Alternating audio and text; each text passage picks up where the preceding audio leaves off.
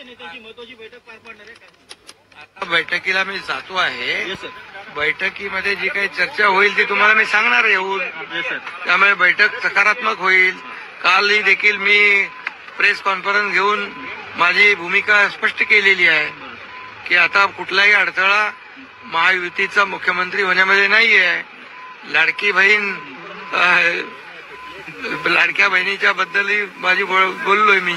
त्यामुळे दिल्लीत दाखल झाले लाडका भाऊ दिल्लीत दाखल झालेला आहे आणि लाडका भाऊ ही ओळख माझी सगळ्या पदांपेक्षा मोठी आहे.